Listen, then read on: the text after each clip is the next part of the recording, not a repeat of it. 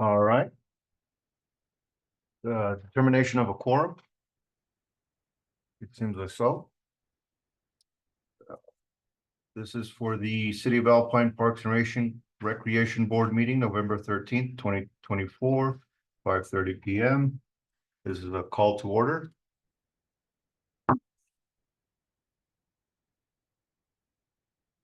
Oh, determination of a quorum. We do. Public comments. Does the public have anything to comment on? Will there be time to comment later after we go over plans or?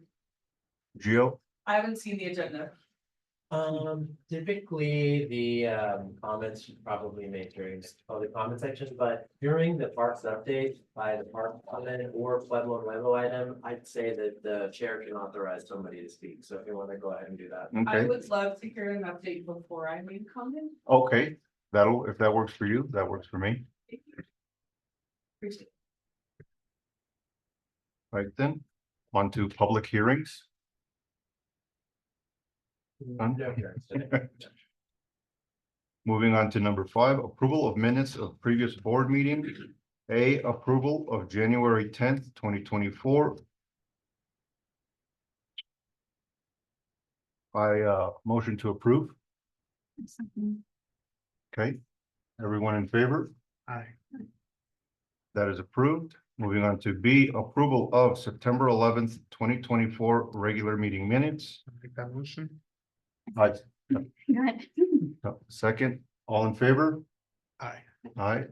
Approved. Information or discussion items, parks update by the parks foreman, A. So I put that on there, parks update by the parks foreman. This gentleman is David. He is runs the parks department. So previous, it was Robert, I believe, Gio.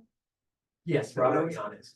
And so he would always do a monthly kind of status update. I think that would be super beneficial for the board to kind of know what's going on with the parks and everything. So I guess it would step to the Ross foreman. Put my cheaters on. And really, I'd say kind of just any updates with the parks department, maybe projects y'all got coming in winter. Yeah, Any questions from the board? I'll start with the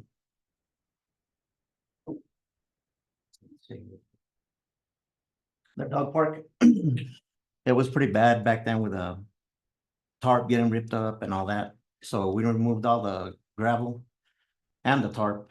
And so now we're waiting on to put the tarp back and then of course the gravel, and then waiting on your company so we could put that canopy up and that shade structure that I guess was donated by the library. So that's in the works already. And then on Coconut, we've done quite a bit. We had some real bad trees that we got finally time to prune and all that. And then there were some dead trees. So I think we planted like 7 or 8 of them, replaced them. And then also the picnic tables are pretty bad shape. So we went ahead and gave them a nice coat of paint. Should last like 3 or 4 years. And then the barbecue pits they've been bad since I've been there 9 years. They've used them quite a bit. So I ordered some and we're going to be installing those in the winter time. And then also we had a little bit of bad news with the timer. Finally gave up, but got one ordered and installed, and now we have the timer up and the watering time's up to date. And then extended plans there, what we want to do for the pavilions we wanted to probably get some more concrete on both sides. Probably put in a shade structure and maybe a big old barbecue pit there. But of course, that'll be in the works. See how we could get that going. And then little things like manual paint. All the bleachers were pretty bad as well. We went ahead and gave them a nice coat of paint and all the shade structures on there. And then moving on to manual paint, I know there was a lot of complaining that we weren't watering or anything, but we had a backflow valve that was outdated. And then by the time, you know how plumbers are, by the time they ordered it and then they installed it and everything, we got all that ready to go. So of course we can't water yet, not till probably March, April. And same thing with would be valves or Centennial. We replaced that valve as well. That one was old and we had to, of course, the waiting time is like ridiculous, but we got that going already. And the other parks that they're in pretty good shape, the American Legion, all we did is replace those 2 sheets you gave us on the restrooms, because they were, I guess, like 12 years old already, Mhm. and they finally got worn out. They're fiberglass, so that's what we use for the light. And then on the good one, the Pueblo Nuevo, we got, on my opinion, it's like 95% done. We had the inspector come inspect, and of course, we need a ADA for the parking for 2 vehicles, which y'all are gonna probably bid on, or bidded on that, and Yes. waiting on that. And then little things, just move the trash cans closer for the ADA. We did that. That's done. And then just, we need to put 2 little pads. That's it. And hopefully it should be open soon. That's what we're hoping. Mhm. So maybe if we get the paperwork, everything done, maybe a month, I'm hoping. And then we just send those pictures. I don't think he has to come down. And then once it's good to go, then we'll open it. Have a little celebration there or something. And other than that, all the parks seem to be doing good. Any questions? No. Yes, ma'am. Meeting adjourned. Okay, so you said that Pueblo Nuevo is 95% done. Yes, According to the original plans, there were a lot more like trees and plants planned for those spaces. Is that still in the works? Are there future plans for adding trees or anything? future plans that Eddie and I discussed. We want to go ahead and purchase at least probably 5 to 8 trees, but they'll be a little bit more mature, like the ones that high school got. That way we don't have to wait 20 or 30 years by the time they grow that way. We could put them probably near the picnic tables. That's what we want. But for a sure thing, I can't tell you yes, that's what's gonna happen, but that's in the plans that we wanna do. Are you the person that decides what will be planted, or is that something that's discussed? No, I mean, as long as they're shade trees, you know, Are That's a- you open to community input? yes, Because I would love to discuss, if you're interested in my opinion, mhm, the possibility of, maybe in addition to those more mature trees, like, kind of planning for future trees that might like live longer and yes, make good shade, but like it might take 20 years. But some of those faster growing trees might be dying out in 20 years. yes, So kind of like maybe thinking about staggering the two. And originally, there was some discussion about putting in some fruit trees. I mean, I don't know if the community is interested or not. I liked the idea of, providing that as kind of an addition to the park, like you're already watering a tree, why not yeah, put something in that kids can have a snack, or, people are out exercising or playing, whatever.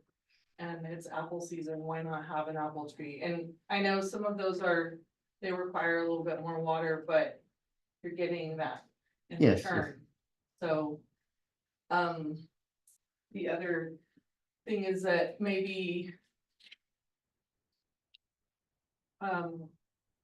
the possibility of adding some more deciduous or native plants in order to kind of keep in mind the water concerns.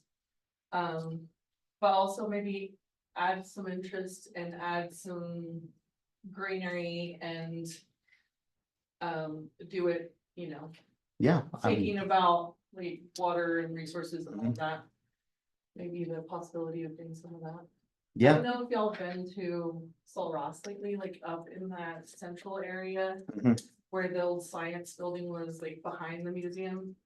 They've added so many natives there and it is just beautiful. Mhm. So, like, I know that some of the spaces are obviously, you're gonna wanna have them open for, you Yeah. know, hanging out or sports or playing.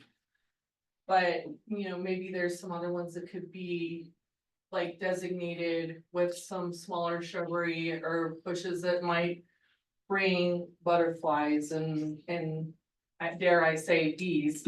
Yeah. I don't know how y'all feel about that, but you know, they're critical Mhm. for people too, so. Maybe kind of exploring the option of getting creative with the plants. Yeah, I mean, I'm really passionate about that, so. yeah, I mean, I would love we could go to down and see what's the, participate or donate, yeah, you know, whatever. as long as we go through the right hoops.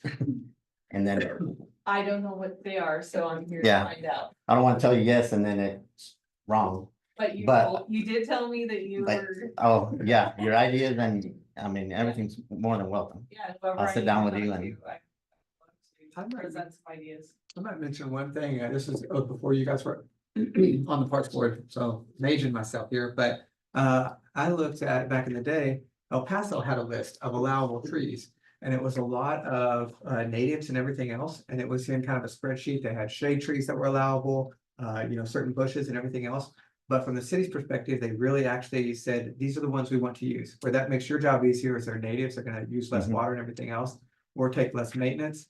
And then where my mind's going, this may be something that could be outsourced out to Tierra Grande or the master naturalist in the area that kind of know what plants are native here and everything else. And if they could put together a list of these things that would then be approved possibly through you guys, saying like, these are the trees, you know, that we're only gonna see chinkapin oak or, you know, mesquites or whatever else, things like that. Well, and I think that there's a lot of people that would probably jump at the opportunity to be able to participate in developing something like that. You know, there's a lot of people that are passionate about it, so. And I love the idea of planting, like, you know, you were talking about doing these like semi-grown trees.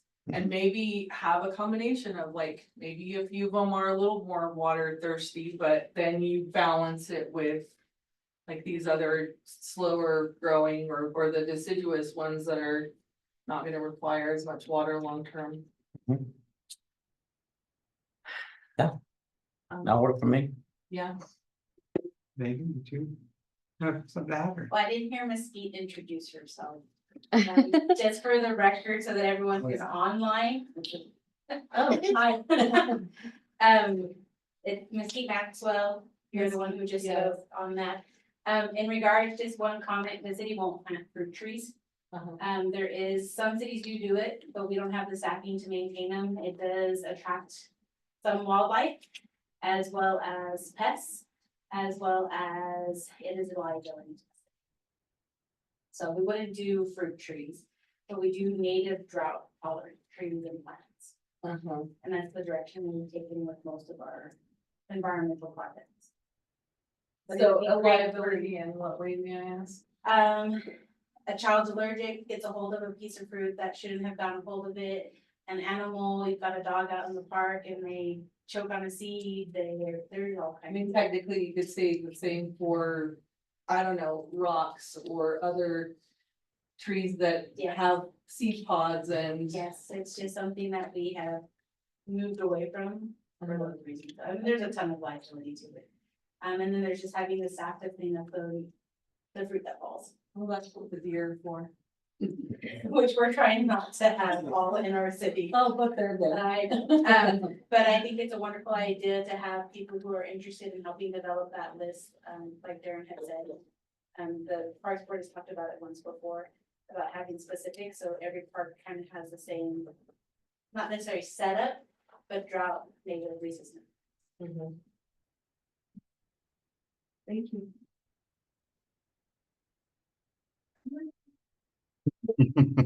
I know, a while back, we had talked about maybe having a game plan to help combat, goat heads.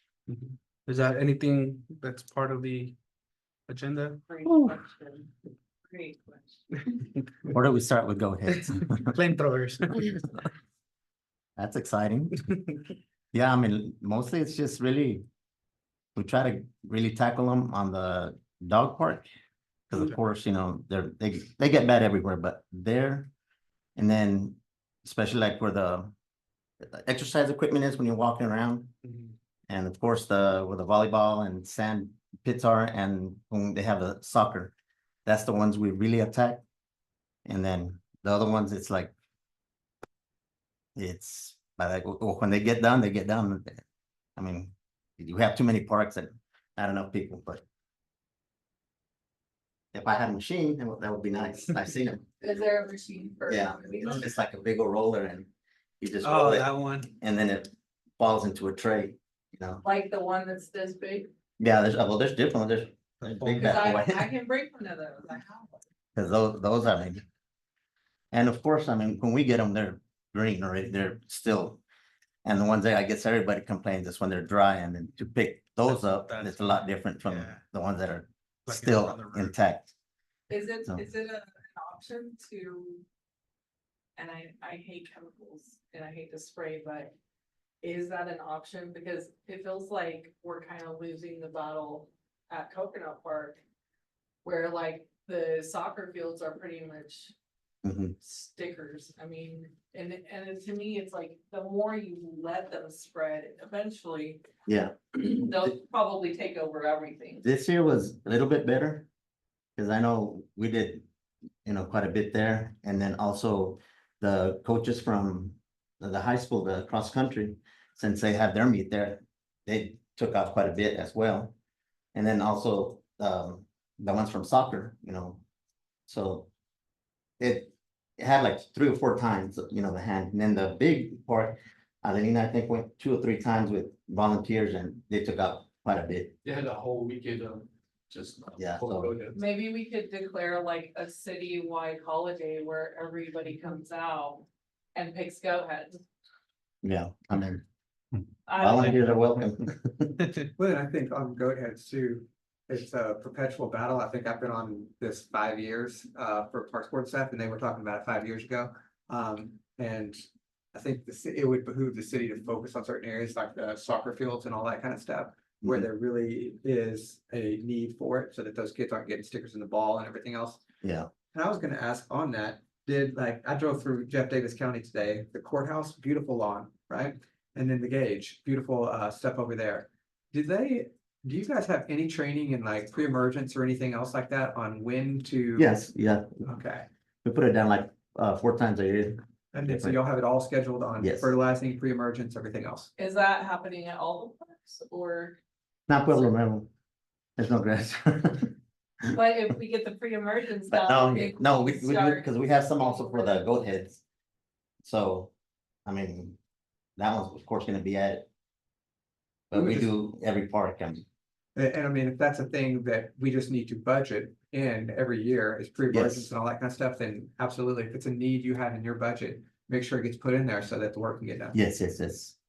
Yeah, that's the number one thing, especially for the playing fields like Manuel Payne, you know, that's one of the best fields we have.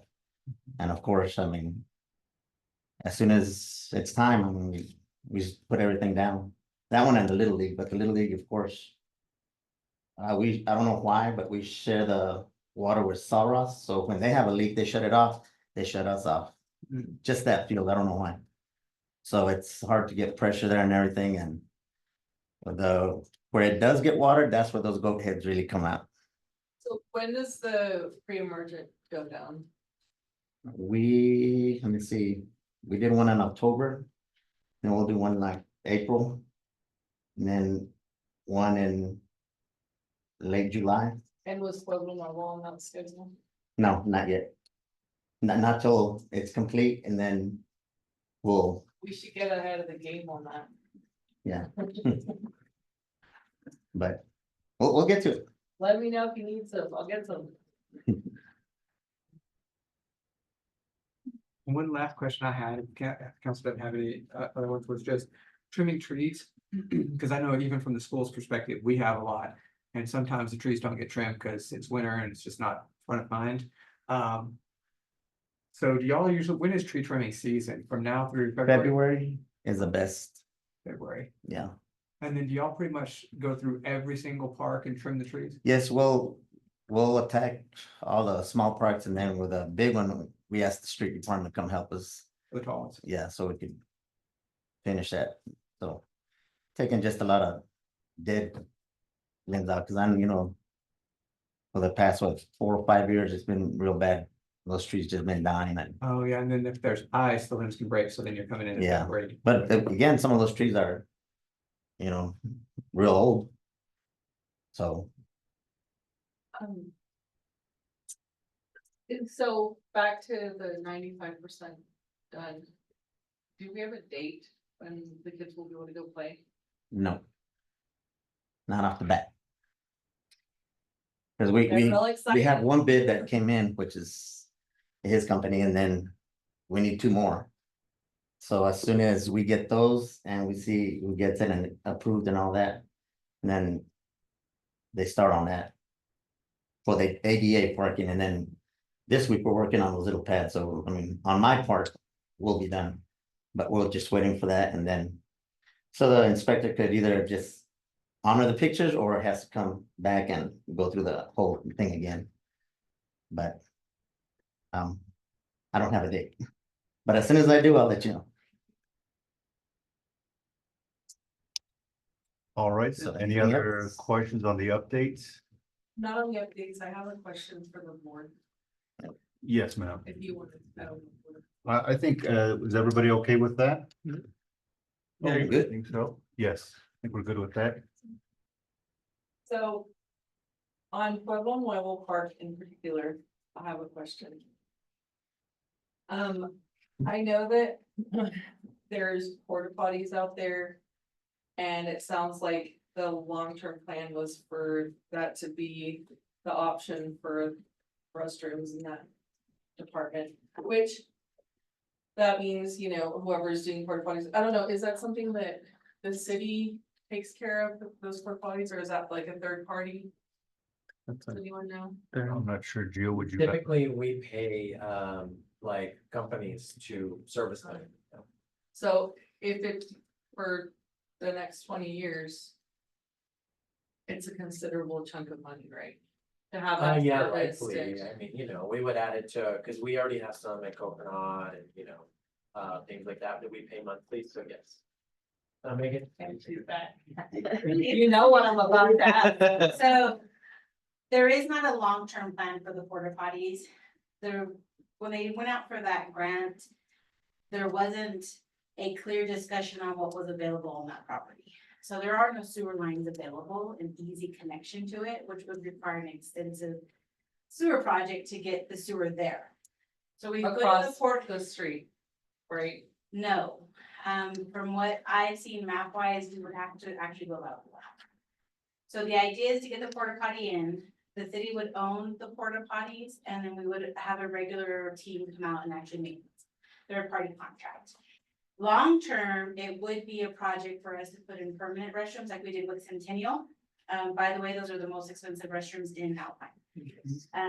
Very expensive, but it was a grant, so we didn't actually pay for it. But we would put in something similar to what is in Centennial Park, out in Pueblo Nuevo. But we wanted to have the restrooms there now, Right. not delay the project. So there is Okay. conversation about long-term permanent, but it's the infrastructure, it's the funding. We're hoping to get another grant to cover the restrooms like we do with this. Well, I mean. As you know, we had offered to build the restroom for free. And I don't know what the legalities are with that. I didn't ever receive the specs for the ADA compliant restrooms.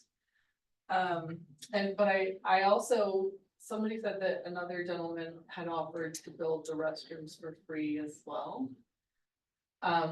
Maybe that could be an option, I don't know. I think it's a long-term discussion. When I say long-term, Sure. I'm not talking 20 years from now. I'm talking, we've got to get through the grant because it has deadlines that we're already extending to get the project finished. And then once that's finished, it's blessed, we move on, then the city could come in and make the necessary adjustments. Okay, so do you see that happening in maybe like the next year or two? Probably the next 3 to 5. It would become a capital improvement plan, which would be put into our annual budget or annual plan that's approved by council. That outlines location, infrastructure, the option if people want to donate their time and material. But then of course we do have to have them ADA compliant and inspected. So it's just kind of laying it all out. We can't just say, hey, go build and we're good to go. We'll put it in the plan and then we figure out the funding. Right. And it sounds like to me that the main obstacle is the infrastructure of it all. It is making sure that the infrastructure is in place and of course it's gotta. I want to say it's gotta work. Well, no, I mean, yeah, but But it's having that it's the correct infrastructure- size and, yeah. So regarding the sewer tap, I'm curious, like, maybe. I don't know, like if you guys have a map available, but I know that like.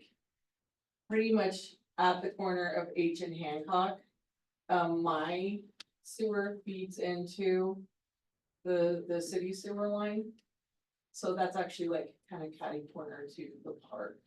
So that's where we really would have to have the utility department because, Uh-huh. and a lot of people are like, but there's a sewer line right here. Right. But the way our system is, not everyone can connect to the same direction. Mhm. So it's really just laying out, okay, what would be the best connection to be able to. I'm gonna tell you this now, we have problems at Coconut Park every summer, that's why we lock the bathrooms. Things get flushed and they're gonna affect everyone's sewer line down the road. So we're trying to, one, make sure we have a solid plan so that if someone does. Unfortunately misuse those restrooms, it's not affecting the properties around. Mhm. But so your sewer line may run one direction, but to connect that property, we may need to go in another direction. 'Cause everything's gravity fed. Right. I'm learning the system little by little every day, something I never wanted to learn, but I am. So I've learned that maybe you can't tap right here and I gotta go down here. But no, it is a conversation that's been had multiple times.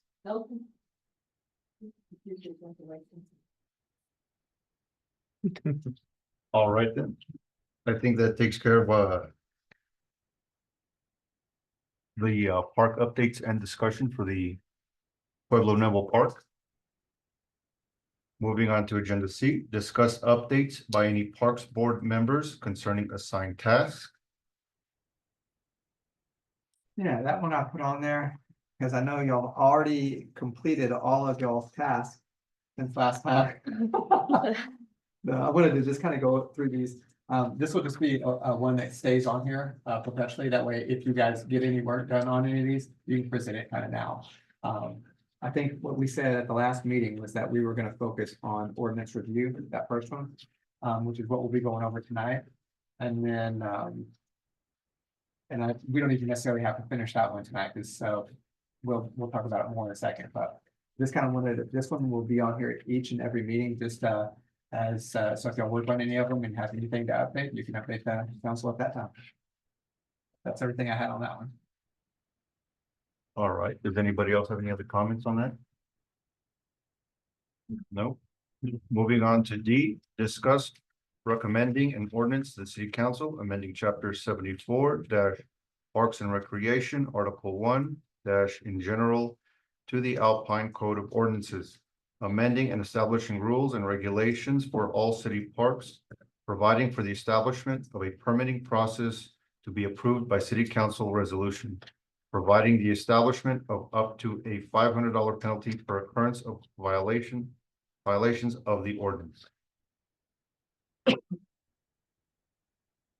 So that one was, we started looking at this last time, I believe we were talking to Chief Lasoya, and we just had some questions, so we're going to bring him up for any of the items that we had.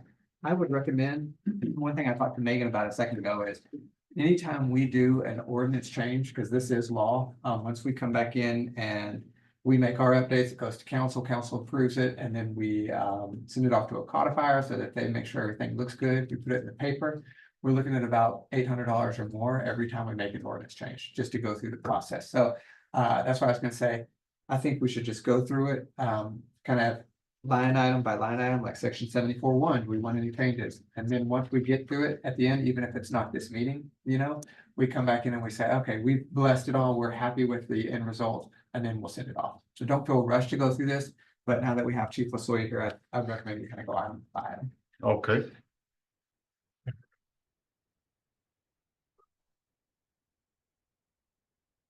Does anybody else have anything to say about that? All right, then, we'll be moving on to action items. Is that actually, so on that one, that would be going over the ordinance. And so this is gonna be the meat and potatoes of what we do. Tonight. So I'd say for, 30 minutes or maybe longer to kind of go through this, starting with section 74 -1. That's the alcoholic beverages generally, and just kind of read through that section. Oh, thank you. And I've kind of gone through some of it, so even if it hadn't been read yet, I'll go ahead and start with Chief Lasoya and kind of just start the discussion, and y'all guys can read through it and fill in any gaps that we have. Chief Lasoya, on that first one, 74-1, alcoholic beverages generally. One thing I had on there is on page. Do you have our agenda? So would it be page 4 of 10? Or page 19 of 28 on this agenda? Yes, sir. I have the 28, so Okay, 28. page 19. Let's start with page 18. And the one question I had here is in where it says, all right, alcoholic beverages mean spirits, wine, beer, ale, or other liquid containing more than 1/2 of alcohol by volume, excluding non-alcoholic beer, non-alcoholic wine, or kombucha, which is fit for beverage purposes. Do law enforcement agencies have a specific definition for the language of what alcoholic beverage is? Well, let's go to that. Let me see here. And then would it be in our, like if we use that in any other section of an ordinance? That's good. Because in a lot of these ordinance, basically what they start with is a list of definitions, and that way someone says, that's not an alcoholic beverage. This is an alcoholic beverage. Yeah, and one of the problems that we're having recently is even they're making energy drinks with alcohol now. I think we were discussing that at one point, you and I, and and a lot of times it's hard to determine right off the bat because they're coming just like the regular energy drinks, tall 16-ounce cans that have alcohol in them. I remember those 4 Locos or whatever. Right. So that's one of the problems that we have right off the bat. It wasn't like the good old days where you could have a long neck and you're like, that's alcohol, but it's not easily as defined anymore. And then in this language, all we're really looking for is what's gonna allow you to do your job.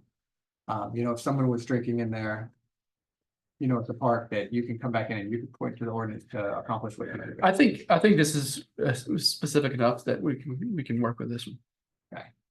And you never have any issues with kombucha or anything else? I don't even know what kombucha is, to be honest with you. Gotcha. That's like very light alcohol, right? Never heard of it. 105 or something. It's a fermented drink. We gotta get some greenies up here on the board. It's like a vinegar. Green tea or tea, fermented tea. Yeah, it's like a bacteria. I'm curious. It doesn't come in come in the alcohol beverage code, so. Then the only other question I had is under D, possession and consumption. Right there where it says, it shall be unlawful for any person to consume or have in his possession an alcoholic beverage within the boundaries of any designated city park. Comma, is this last part needed within the parking lots, baseball fields, walking and jogging track, and soccer field located in Coconut Park within the city? Because we already say within the boundaries of any designated city park. Yes, Should we scratch that? I like in the boundaries. You like listing it out? Yes, Articulating it? yes. One of the problems that we have during the softball beer leagues, if you'd have them out going back out to the car and grabbing a drink and pouring into a Yeti or something and taking it back with them. So if we have it within the boundaries, it makes it easier for us to enforce. And you guys can see, the board can see that was last updated in 1978. That part section there. Oh, yeah. So I was gonna see if there was anything y'all wanted to add on Is that. that a law in all cities? And no alcohol in parks or? No, that was a discussion that we had probably 2 years ago. We were talking about event permitting and possibly allowing alcohol at events, Yeah, but we did a survey and a strong crowd came out against it. What about Petition with- designating one park? We For events and. We had a petition with 200 signatures against it, did you hear that? There was a petition against it. with 200 signatures. No, So we Yeah. have- we have more than that. More than that in this town. And most of the time, it would, you have to think too, is that these are usually people that come out to vote for everything, so.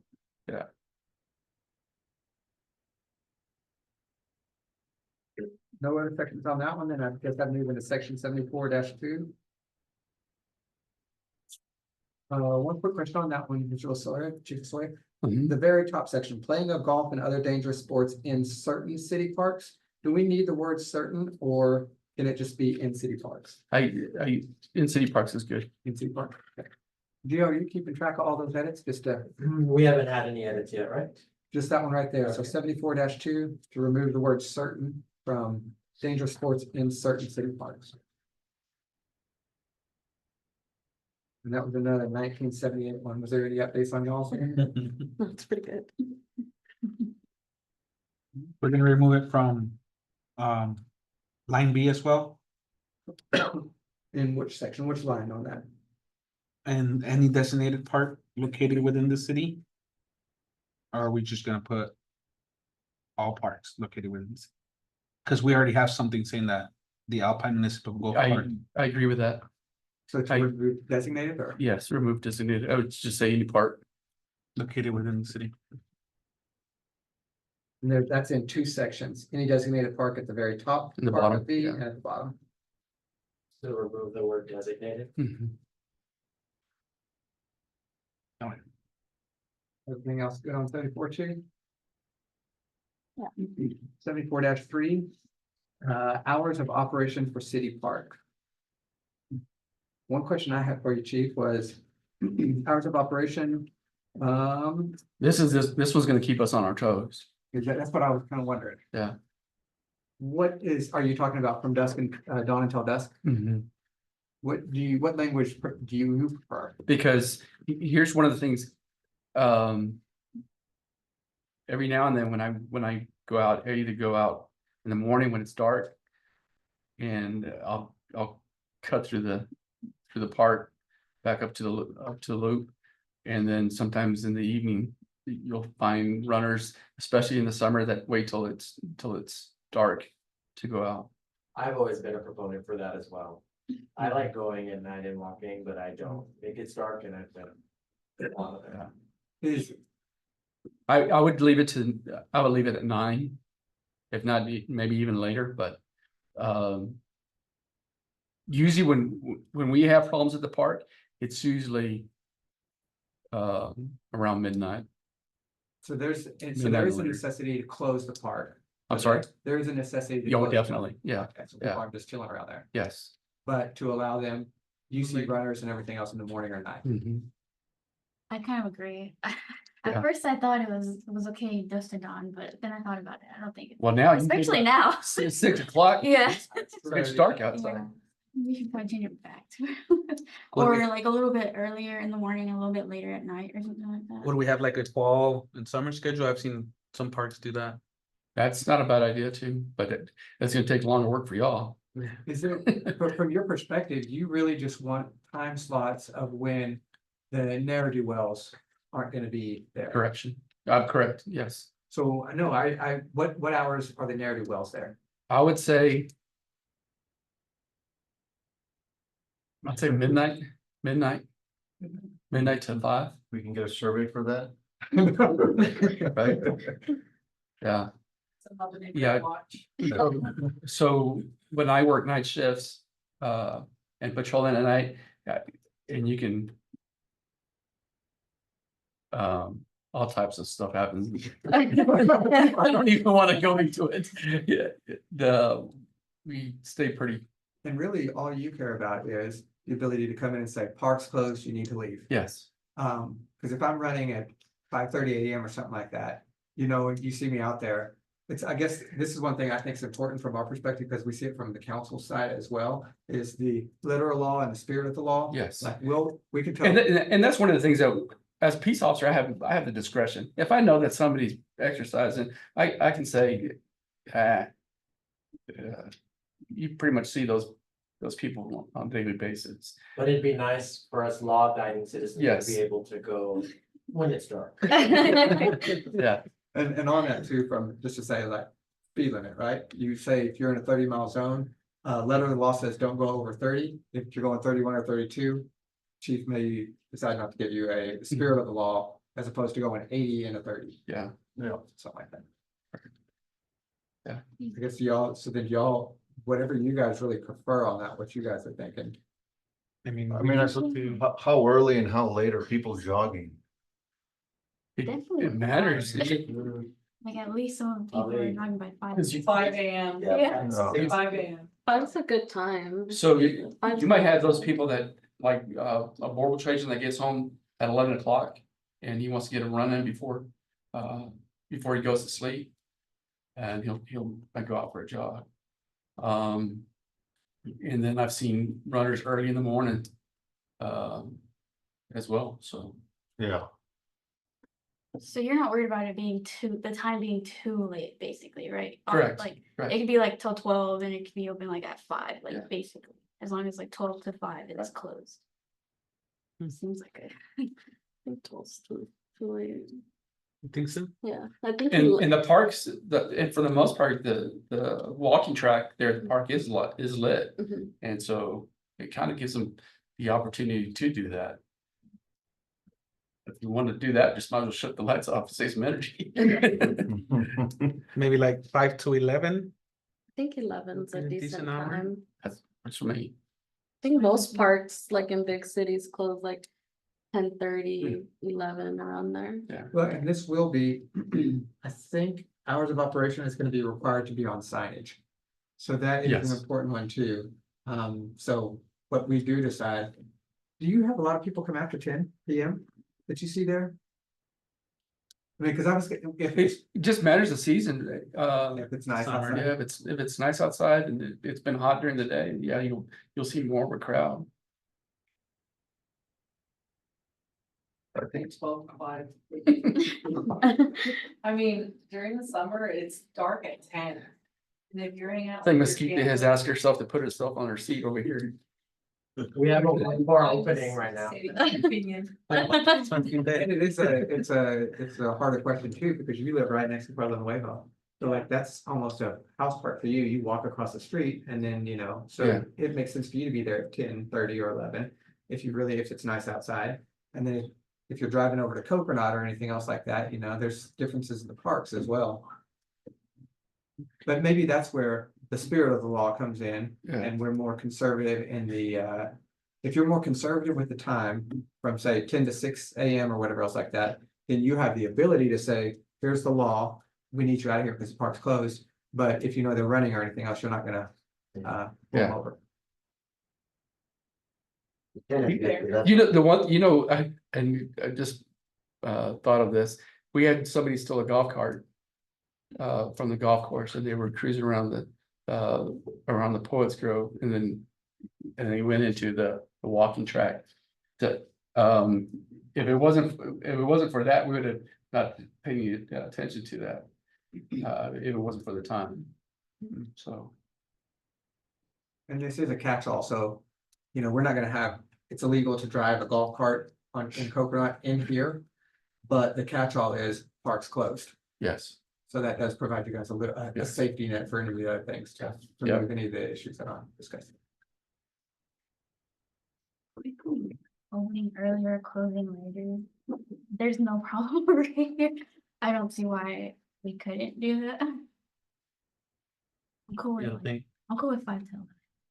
Hey. He said he's cool with it and he knows they have their discretion. Obviously, if someone's doing something illegal, like they'll be there, but if they're not, I think people should have the freedom to be able to go do like walk, run, whatever, geo. And I can tell you that I don't think I've ever issued anybody a citation for being at the park after hours. It was usually something else that they ended up getting cited for whatever reason.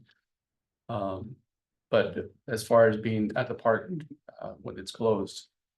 I don't think that's ever happened. So I guess if you guys wanted to be a little bit more conservative, like maybe 10 PM closing, they're not, if they're doing something illegal after 10, obviously it's contingent like upon the closing time, but they're not gonna be cited for after 10. So if you guys wanted to be a little bit more conservative about it, we could. But I would think, yeah, 5 to 11, 5 AM till 11 to be open. And then close after that. I Yeah. think that's, Yeah, cause most people are already home by that time, like, most people got jobs. like the town's dead by that time, like there's. And also, like, I know you were talking about like maybe like a summer, winter schedule, but I'm not sure that's completely necessary just Especially because, for signage. yeah, especially like for winter and stuff, people are not gonna be really out, like wanting to be at the park later just because it'll get colder and there's no point really. So universal 5 to 11, I think it's better to be just completely across the board okay with that. maybe that works. yeah. So then 5 to 11. That should cover most of the year comfortably. Yeah, And that does cover daylight savings time too, Yeah, that spread of hours a little bit. yeah. Was there anything else in there? So we removed from dawn until dusk, and that will be reworded over to 5 until 11. Closed to the public. When it's dark outside, you don't need to worry about that anymore.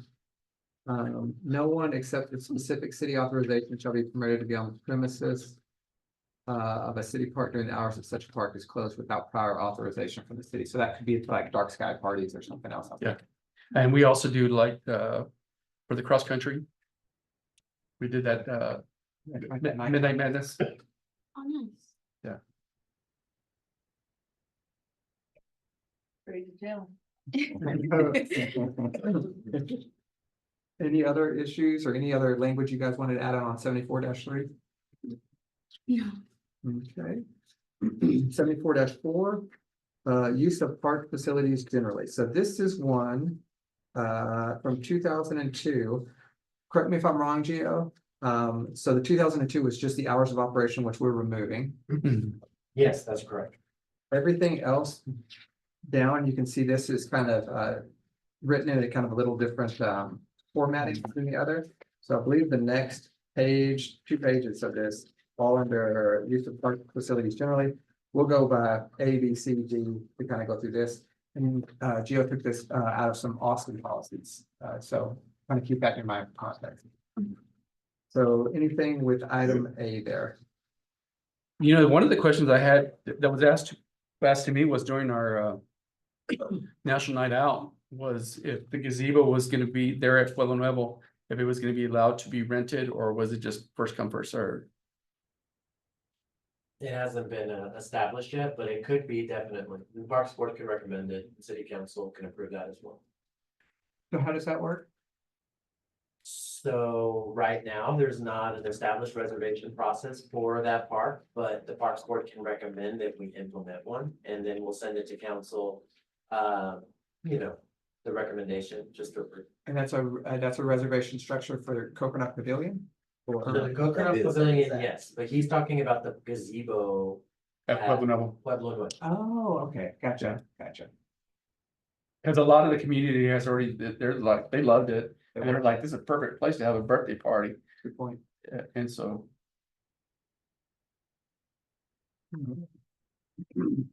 So no other updates on item A. Gio, quick question. Yes. Park facilities generally available for public use on a first come, first served basis required to a requirement, if any, for a permit, entrance fee, reservation fee, or other fee, a previous reservation. Those items, do we have those procedures in place? Do we have a procedure for a permit, reservation fee, entrance fee, any of that kind of stuff? We do for the pavilion. Okay, so we already have a structure. It would just be copying that over to anything. So, for example, the pavilion would be subject to those provisions right there. They would need to have paid for it to utilize it. Okay, so this is all good. From your perspective. I believe so, because I tried to write it and I modeled it, like you said, after Austin, to where if we needed to, there could be other assets that we could make processes for, and the ordinance clearly says that if there's another process, you know, requirement for a permit, et cetera, that we could kind of fall under that, so. Beautiful. Any other additions on A? Nope. On B, a person shall comply with city signs and markers in a chart. Any additions? C, entrance or use fees. A person may not enter or use a park facility for which an entrance or use fee has been established unless the person has first paid the fee or is otherwise authorized to enter. The person must display an entrance permit or receipt to a city officer or employee. And Chief Lasoya, do you see any issues with that one, or that all sounds good? That's item C under 74. Let me read this, we'll read it over again.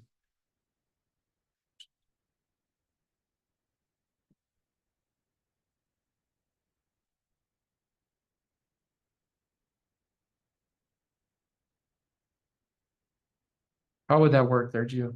So the reason we added C2 is because Robert Yanes was working one weekend and he went and they didn't have any proof that they had preserved it.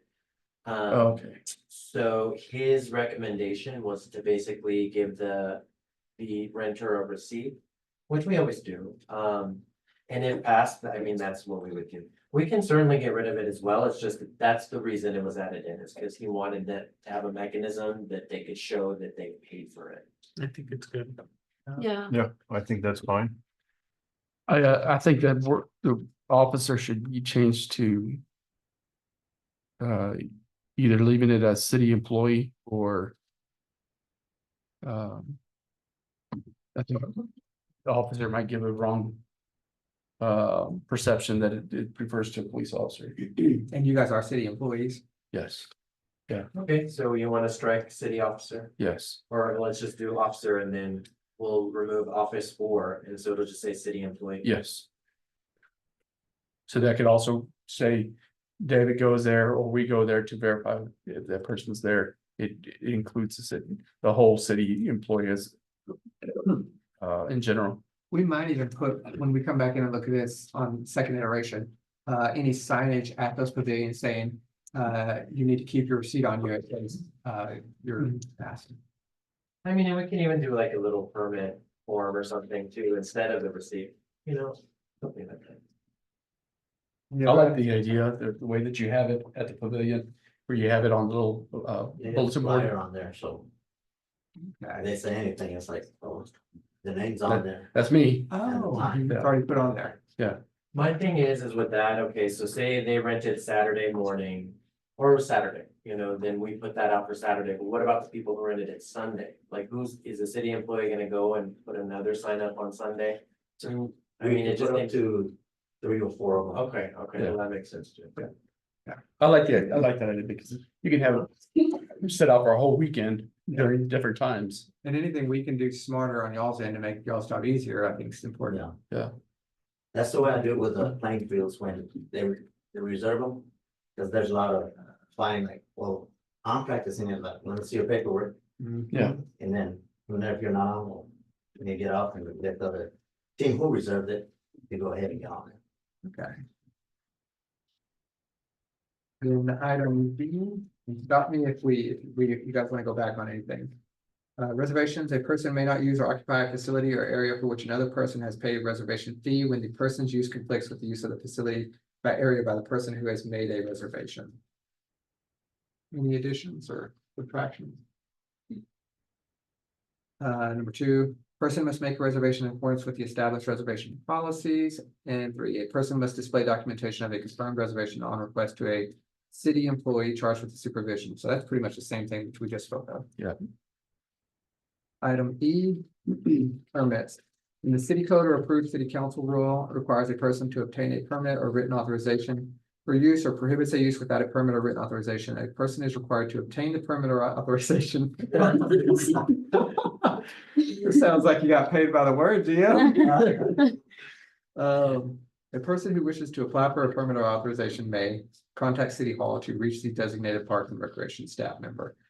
Who is the designated Parks and Recreation staff member? Do we have that? You know, it's yet to be determined, because when we wrote this, it was prior to our recreation coordinator being on. I would assume it would definitely be the recreation coordinator. You know, but this was really added just to kind of implement a way where there could be a permitting process. Again, it just was kind of vaguely written, so in case we could kind of implement something by resolution, and you'll see a lot of that throughout this. Is that there's like a structure in place, so the city council can pass something by resolution, Okay. and you know. Because you're asking everyone to have a permit, and this may come back to you guys to provide a permit process. Or to get Exactly. permitting or something like that. Yes. Item F, restricted uses. A person may not use a court or field designated or designed for a specific sport for another sport unless the alternative use is permitted by the city manager or the city manager designee. For example, a person may not use a tennis court for lacrosse or a baseball field for soccer. So my question was, is there a list of approvals or is this just like tacit approval? Because I'm thinking pickleball and tennis. You know, You know, I just this was a holdover from Austin's that I just left in there, so I'm not sure, don't have any really strong opinions on that. have you ever had people using the baseball fields or soccer fields? We do with, Yeah. the international. That's the one with They do it Let because the the- grass is nice. the, They do it because the grass is nice, I'm Yes. assuming. not really. The gopher holes are better. Stickers or gopher holes. So, but like, the good playing field, manual playing, they don't use that for anything else but softball. But we have that one, and then sometimes, we have valves, if they wanna, and it's just really the younger kids. Well, they can't really trample a lot. Is this language necessary then, just so that if the cops are called, or if you ever have to go tell someone you can't play soccer on the baseball field? It's important to have this language in here. You feel, David, or, Yeah, I would say yes. okay, provide you can say, yeah, it's in the ordinance. You can't play, you can only use a sports field for what it's designated for, or allowable. You all have feelings on that? That works. No, I like it. No changes or anything outside of that? G, occupancy limit. The city may establish and post a maximum occupancy for any park area or facility. Person may not enter or remain in an area or facility for which the city has established an occupancy limit. When the person's entrance will have the effect of exceeding the established occupancy limit. Compliance with this rule does not eliminate any additional requirements that may be imposed by the city code or city rules. Any changes on that one? That works. Question then, Gio, occupancy limits. What would have an occupancy limit and how would that be judged? I know in building they have occupancy limits. I wonder how we would do it for parks. It would be similar, I'm pretty sure there's a formula that the building official could use. Like if there was ever an event, this was kind of added more as, you know, if we ever did have huge events at Coconut Park, for example, we could say. How many could be here safely, and we could impose some kind of safety limit. Gotcha. I think that would be good, that would work good in the parking lot because the parking lot there, at Coconut, it does get full if there's an event. Kind of restrict them from any more vehicles going in if there's not. Maybe, or try to get them parked across the street. And so this allows you to do it anywhere in the city. So it's flexible enough that you can use it kind of where you need it. For any park area or facility. Yeah, I think that's pretty important because I do know when the park gets full, parking becomes a real issue. And you get cars with people, so for a lot of times it seems like some people just can't get out until the event is over. You know, and I can see how that could be an issue with Double parking. emergency situations as well. Yeah. Yeah, one thing, you know, when the alcohol came up, I was a big proponent for that, cause I wanted to do like music festivals, like something like that along those lines, and this is kind of what. I had in mind when I left some of that event. So this is laying the foundation for that in the future once again. Yeah, and unfortunately, you know, the alcohol thing got shot down, so I'm not sure who would attend, you know. The music. I should say. Music without alcohol.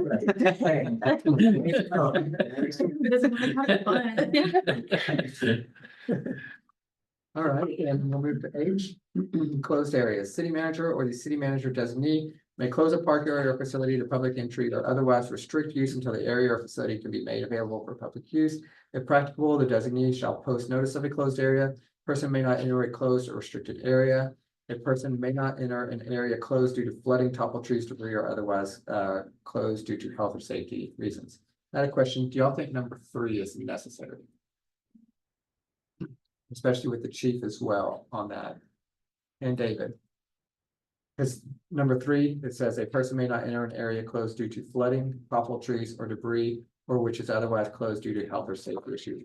We've already said we can close an area, but this kind of goes back to Chief, what you said earlier, that you do like the descriptive nature of the language on the other one. Because if they go to the parking lot or anything. Yeah, You like it? yeah, because I feel like people would ask, well, the park's closed, well, why? Because it's flooding. There's a- You're like, why, man? Just hope you get a lot of work. Yeah. One of the things, I've been here too long, so I'm sorry. We had one kid playing with the sprinkler tubes. What are those things called? Well, he was trying to get a squirrel out of it, and he ended up hitting a cable or a electric wire and shocked himself. And so that might be something to consider as well, along for the restricted areas. Oh, Because if those pipes were in a place where no one should have had access to, and that kid kind of forced himself through there to get access. gotcha. So it was a safety risk. Yeah. It just wasn't cordoned off or Right. anything or signage. Does anything need to be added to that as far as flooding, topple trees, debris? Anything in y'all's mind that would? No, I feel like health or safety issues covers everything on. about that. Yeah. We'll move on to I. Special rules for specific park facilities or events. 1, the city manager or city manager designee may develop special rules and regulations that address problems specific to a facility or event. Special rules shall be in writing, approved by the city manager or city manager designee, and posted at the facility or provided to a person holding or attending an event. Person shall comply with all special rules and regulations posted at a facility or provided to the person. Is that basically saying if an event occurs, then we may have specific rules to that event, and you have the flexibility to post those? I like that. That one, no changes? No, that sounds good. All right, making our way through. I think this is one we had questions on last time. J, smoking. A person may not smoke in a park except in a temporary designated smoking area for a special event. Smoking outside the indicated temporary location for an event or not during an event is a violation, and any person found to be in violation of this section shall be fined upon conviction in an amount not to exceed $5 million. $5 million. So I think y'all started talking about cigarette butts, maybe trash and things like that. Gio, this means they cannot smoke anywhere in a park? Unless there is a designated area, which we don't have, but if there is a temporary one, Which would only occur for an event. I would assume so. I don't see us adding one in.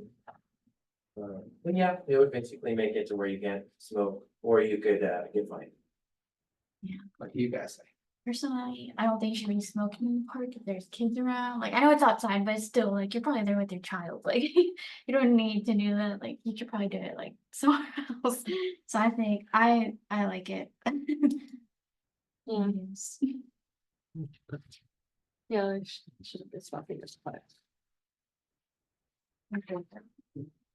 And that 500, is that the smallest for a misdemeanor? Yeah, that's the standard that we can prosecute in municipal court unless it's for health or safety issues, so I mean, debatable. But for the whole ordinance, we have that threshold at 500. We might be able to tweak it for certain, portions. They can go upwards of 2,000, 4,000, depending on. Yeah, I'm not really interested in going any higher than that. I just think, we say it's illegal and then chief gets to decide how to process it all. Yeah, I think that regardless of what we do, the judge still has the ability to find on what he wants to, so. If it says up to 500, then I think that's reasonable. Disposing of a cigarette or cigar butt outside of a trash can or dumpster is considered littering. Oh, here's that one. Yep. Oh, and this next section has those other fine amounts I was talking about, actually. Okay, and this is where I think we kind of got into some stuff here, so. This is a long one. It shall be unlawful for an person, I would change that "and" to "a person."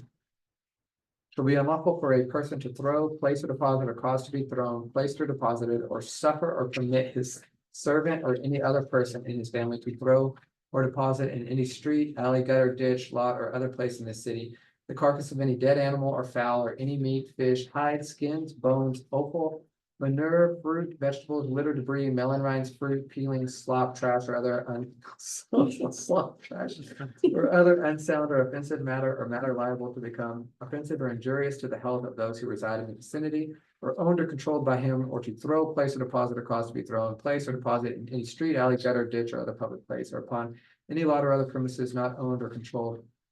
So even more, shaving by him, tires, bottles, cans, loose paper, rags, scrapes of leather, shavings, dishwater, chips, debris, litter, or trash. Any individual, group, or individuals, business or corporation who illegally disposes of litter, solid waste, tires, hazardous materials, bulky waste, or other such materials can be charged with the following offenses and penalties. And then we list those: Class C, Class B, Class A. Is this not in a any part of what did we just do from? Yeah, solid waste. So I wrote this before that one. Was passed, but yeah, this is, mirrors similar things in the solid waste ordinance. I think it's probably pretty identical. Should we, because you guys won't have gone through y'all didn't have the enjoyment of going through the solid waste ordinance like we did on council. Should this be something that you look at then? I mean, I could take a look. I don't think that it would hurt just to kind of have in there anyway. But it might be redundant. I'm not sure. And is the purpose of this don't litter? Yes. What's the most important in the language that you guys think? What's the most important thing to have articulated in don't litter? Is there anything specific? So when Gio comes back and writes this, that it says something like don't litter and then anything you guys want in the ordinance of don't litter? Don't litter and no illegal dumping. I think that's kind of what all Yeah. this sounds like, yeah. Or like it's listed technically, but it's like in a big old paragraph, so it's like nobody can really look at that. So maybe it could be like a little bit formatted like different to where it doesn't feel like just a mumble like of words. I don't know. Like just the general, like just. Yeah, like litter can be or whatever. I don't know, something. Would illegal dumping cover abandoned vehicles? Well, that's a good question. I'm not so sure.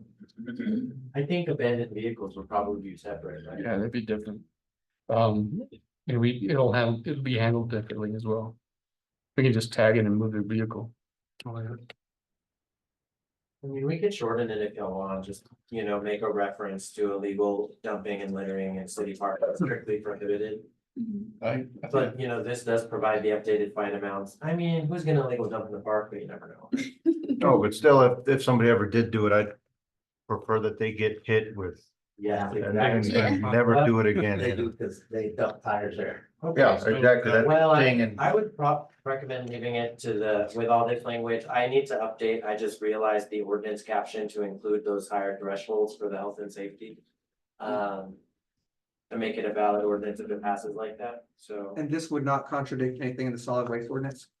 And I mean, that may be something you do in the future. I can look to be sure, but I don't believe it would. I think it's in alignment. I think it's pretty identical. Because I was gonna say, if the solid waste ordinance already covers that, park's just still city property, then you could reference the solid waste ordinance and say, these are already the fines you're gonna have for tire dumping or anything else like that. yeah, because I do like how descriptive it is.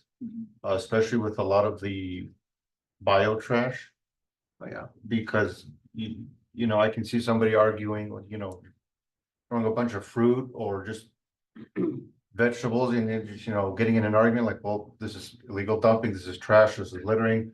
No, it's not, it's biodegradable. It's not, you should be paying me, I'm fertilizing, and it's kind of like, no. Okay, so yeah, section 82-87 of the solid waste ordinance lists. Pretty much the same thing. It doesn't have a detailed list like about the fruit peelings and all of that. It just says any individual, group of individuals, business, corporation who illegally disposes of litter, solid waste, tires, hazardous materials, bulky waste, or other such prohibited materials can be charged with the following offenses. And then it lists the class C misdemeanor up to 500, class B, fine up to 2,000, class A, fine up to 4,000. And then it lists the state jail felony. So it's pretty identical, but this one is more specific as far as all of those other things. And that, you got a good point, Herman, because if you go eat a banana there and you throw the banana peel over, that's still littering, but it's not gonna, no one's gonna really reference the solid waste or throwing away a banana. But it is- But depending on the time of the year, either it's very hot or very cold, that banana peel be there for a while. And then it's just, it's just one banana peel, but then it turns into 2, 3, 4, and now the parks look like trash. And now we're having to pull our employees off from dealing with their goat head crisis. And then now they have, instead of dealing with that, now they're having to pick up litter, rotten fruit one piece at a time, so. No, I'd rather push the, I agree. And what if they were to like be, oh, well, I'm gonna do a community compost, you know what I'm saying? Like, Yeah, that's why I'm bringing all of the biodegradable stuff here, so. And that provides the chief to come in and say, this does include bio stuff, cooking trash. Yeah. But it's up to y'all. I mean, I can amend it if y'all would like. I like it. I mean, again, with the new park. Getting ready to open here pretty soon, hopefully. All of this just kind of helps push to keep our new park clean Yes. and stay clean. What we have problems with is water balloons, Mm-hmm. and if you pick those up, it's not fun. They even made a magnet for that, so. Yeah. Yeah.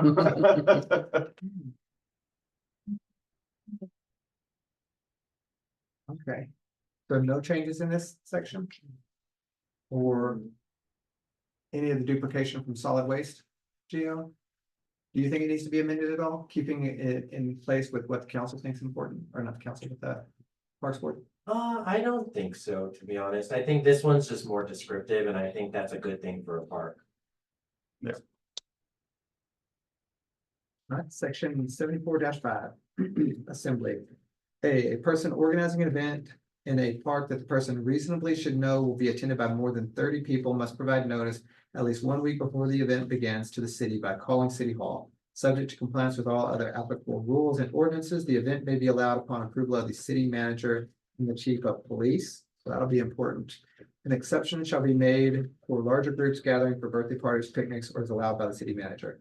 This was brought to council initially, shot back down to you guys because of that 30 number.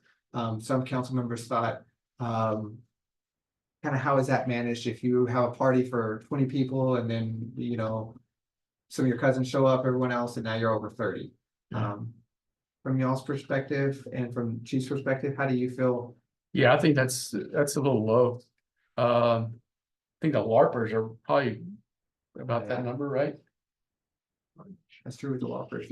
Yeah, We got an interesting conversation. yeah, the LARPers go out there and they have their sword fights and they're probably about 30 or so. Do you think that number should be 40 or 50 or? I think at least, I would say 50. So any event over 50 people then would require a calling City Hall and getting approval from the city manager and the chief of police. I've never had a complaint for that, but there's always a first. And there's rarely events probably with over 50 people outside of, it's probably already Yeah. permitted because it's going through you guys for And it's an HOT event or something else? The idea is just so the city manager would be aware and the chief of police, so if they wanted to have increased patrols or, you know, in the area, that was just the idea. Just to have a mechanism to where they should let us know if it's gonna be over a certain amount of people. Is there anything that, like when you said increased patrols or anything else, like if there's 30 LARPers out there, I mean, it's still just 30 people out there hanging out. I mean, it's really, I guess anything you guys would want to add on any of that or? No, I would probably agree on increasing it to 50. Because then if you have a group of 30 and let's say there's another group of 20 and they converge at some point. That, it's not like they're doing that on purpose Yeah. to spite the city or anything like that, or to. And you've never had any issues Mm. with them?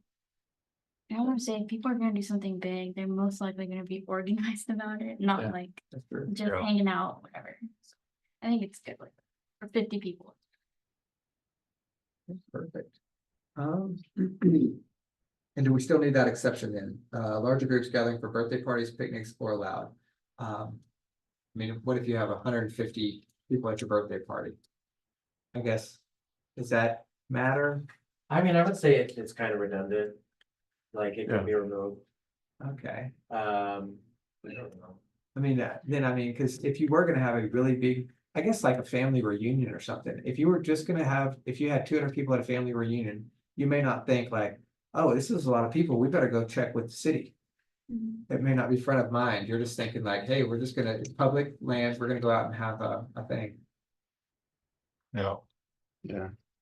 Um, Alcohol's gonna be involved. It's a family reunion.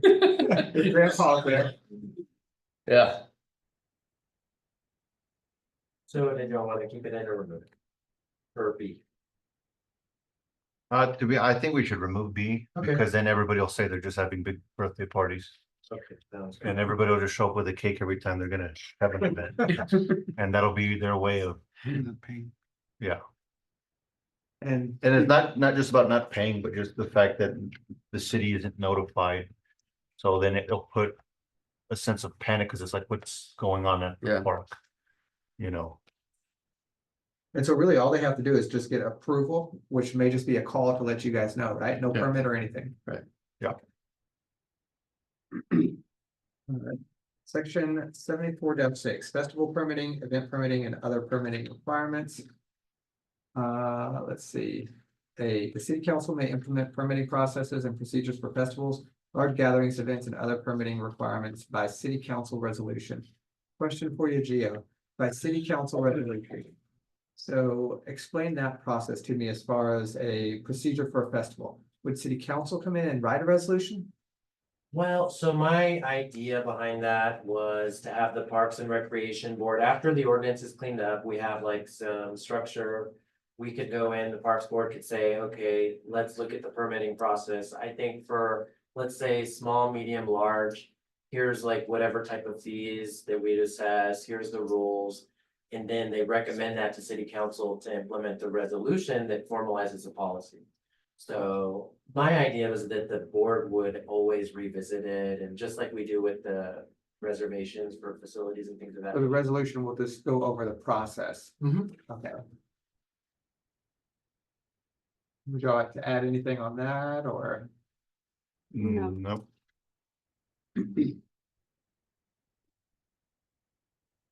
One more question.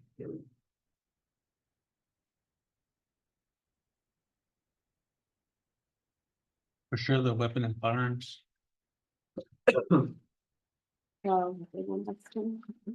We've done 4 pages and there's 3 left. Do y'all want to keep going or do y'all want to postpone this to another meeting? Or Are we gonna have him, chief here next time? Chief, can you be here for the next meeting? When is the next meeting? We don't always have one in December, right? Depends on. We know, but if y'all want to, we can, it's before, the 11th, actually, December 11th. If y'all want to have a meeting December 11th, that works. If y'all don't, we wait till January. Unless y'all wanna hammer through this left, you can. I'm good with whatever. Cause I know a big one was weapons and firearms. That was That we a long discussion last time, put it in. so we have them here.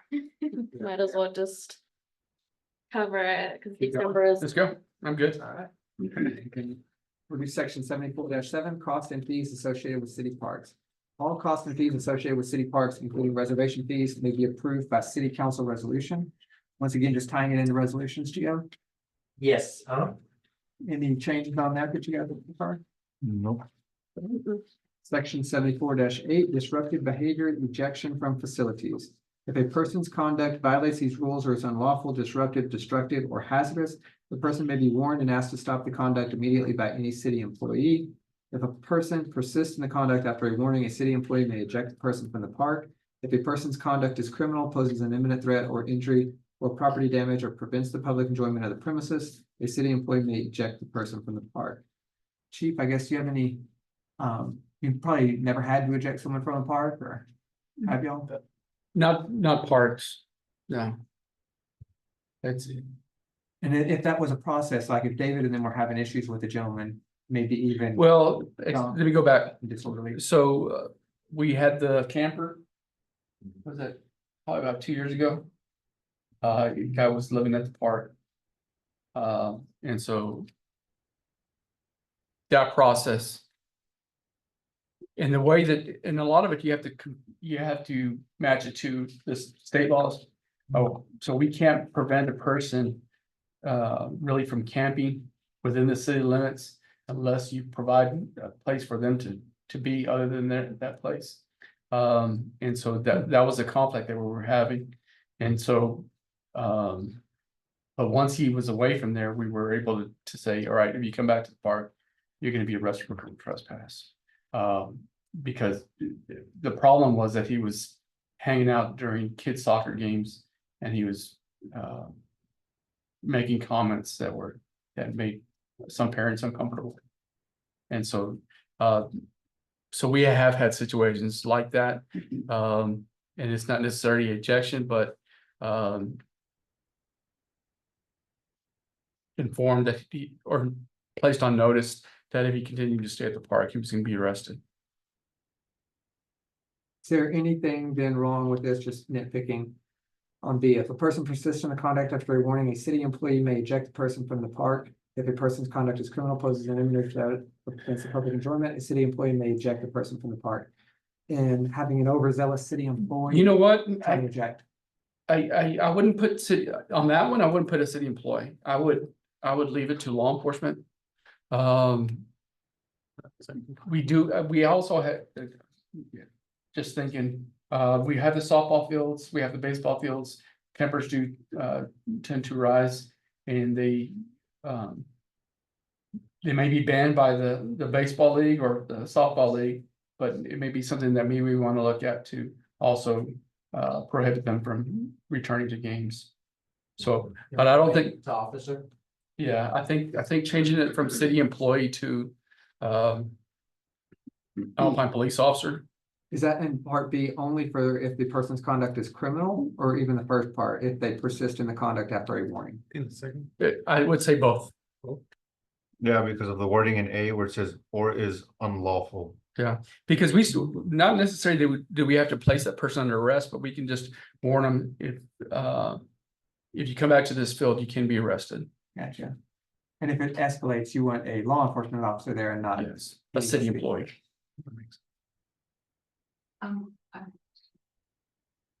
Is it an option to have a designated area where people might be able to camp one night or 2 nights? So there's actually a House bill that passed a couple years ago after Austin allowed camping everywhere, so it's against state law to allow camping, overnight camping in city parks. Any other additions on that one, or?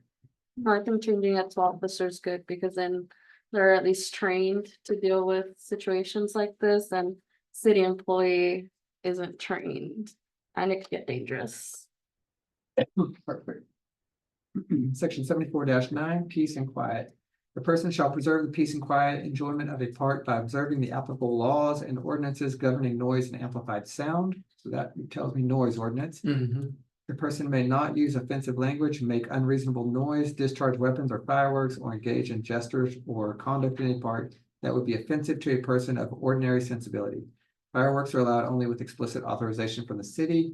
C, a person may not operate a noise-making device in a park in violation of applicable law. I know you guys will have fun with this one, so. Did you want to quote the laws on those? Really quickly, just to mention Mesquite, I looked it up and it is authorized, if with the consent of the agency having the legal duty or authority to manage the public place. So I think, there might be some wiggle room there. And then I'm sorry, what was the question about peace and quiet? So peace and quiet, do you want to quote the laws? So our noise ordinance on A, and noise ordinance on B, along with discharging fireworks within city limits.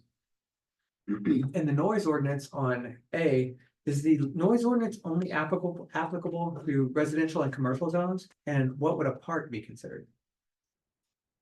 That's a good question. Good question. I got questions all day. Yeah.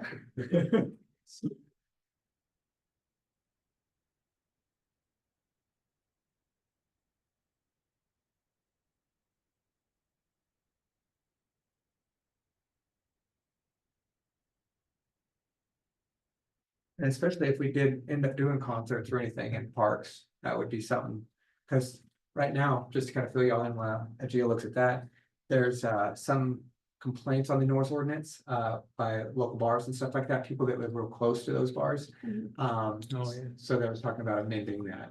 I want to say it's. Yeah, when we- 75 decibels or something. Matters which area, what time, everything, all that good stuff. We have had complaints when we used to have the concerts for 4th of July. There at Coconut Park. And so, I didn't know you had concerts out there. Yeah. In the field, in the stadium, or in the park? it was there on that C parking, the little circle parking in front of the pool. I think on Fighting Buck too. You would cover it because the first portion prohibition says sounds exceeding or not complying with the following under the conditions and measurement of criteria set forth in this chapter shall be unlawful. Et cetera, and it lists, the levels, and then it goes through, like, there's different criteria for different zones after that. Okay. And So- that would be rare, because people typically aren't gonna be allowed at the, Right. I mean, the noise ordinance was written pretty explicitly for music. From that Bart Pro concert, so from a park perspective, you're talking, I guess, fireworks or something like that. I don't know.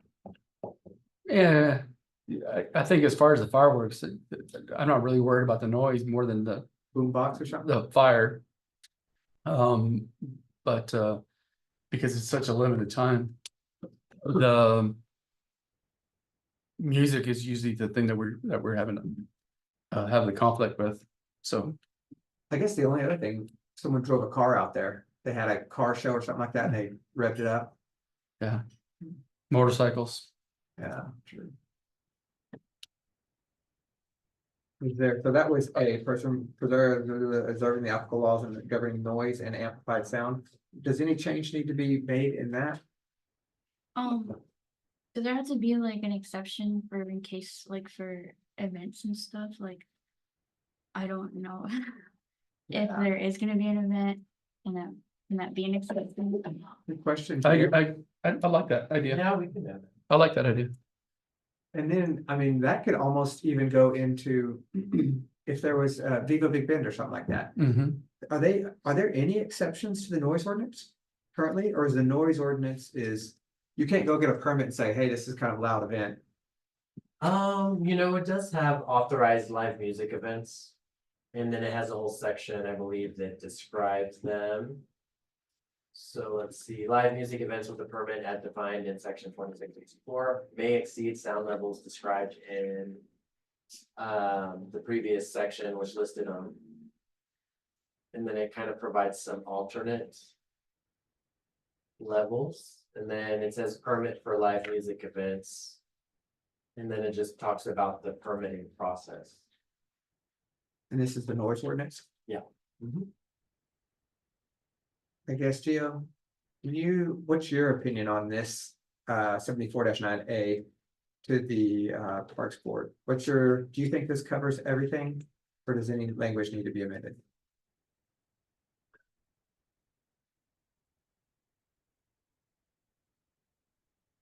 Well, I mean, I think it covers everything as far as making sure no one makes any noise, but I don't, I mean, I think we could find a clever way to make an exception with approval of the city manager or something like that, if necessary. And when it says the quiet enjoyment of a park by observing the applicable laws and ordinances governing noise and amplified sound, that is pretty much saying the noise ordinance. In my Right. mind, that's kind of, Yes. it's not explicit, but it's implicitly Right. saying that. Yeah, I think we need to have something in there that says, with the permission or authority of the city manager. The authority of city manager to go over it, or To have, Exception. Or like if it's- yeah, exception with the authority of, with the city manager. How about comma, unless specific exception is approved in advance by the city manager?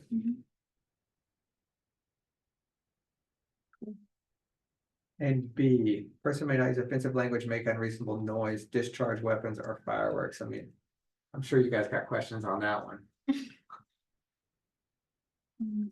This, do you ever have problems with things like that?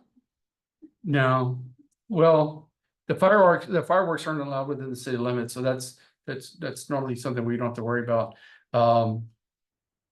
Every now and then during the 4th of July, somebody might take fireworks out there, but they shouldn't have them anyway, so our current laws already trump it. Discharging a firearm. We had a long time ago, we had a drive-by there at Coconut Park on Easter. But that's totally something different. So discharge a firearm, maybe they're trying to poach or trying to kill a rabid animal or something. I don't know. Yeah. Because it does say weapons and not firearm, and I like it as weapons, because nobody should be bow hunting or anything like that in the park. Right. It does, like, you do have to cover those weird things like that, you know? Mhm. Yeah, because there will be the one person that says, well, you didn't say this. type With a of knife. thing. Yeah. And weapons has changed the definition too on state law. Right. Yeah.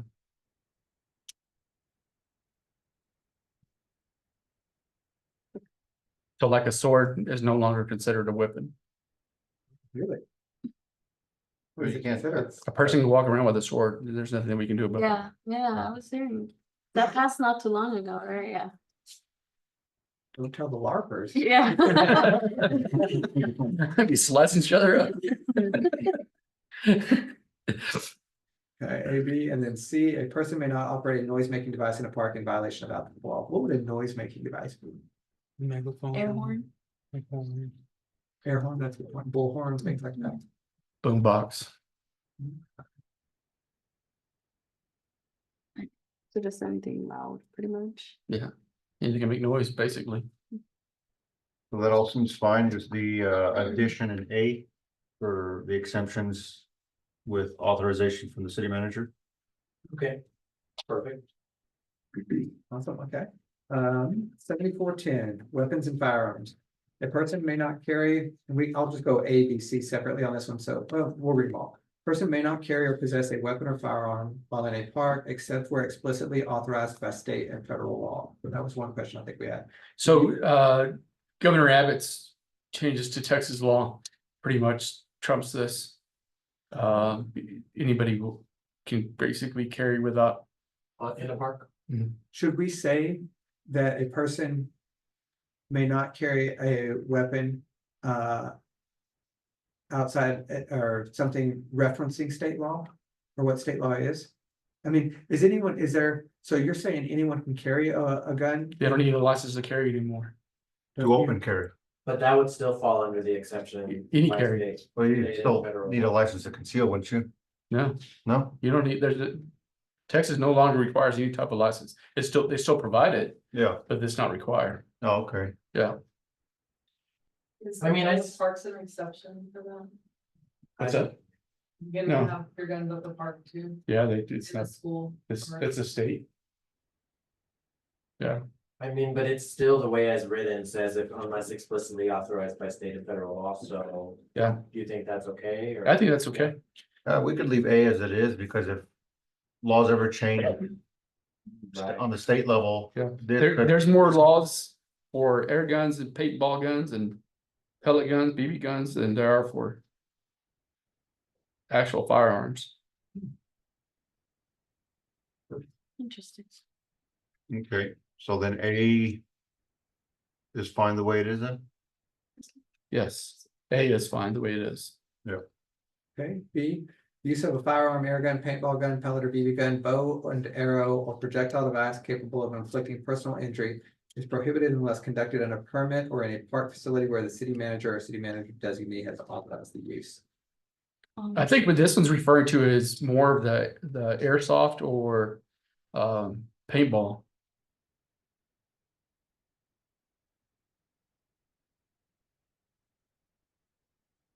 Do kids ever hunt in parks?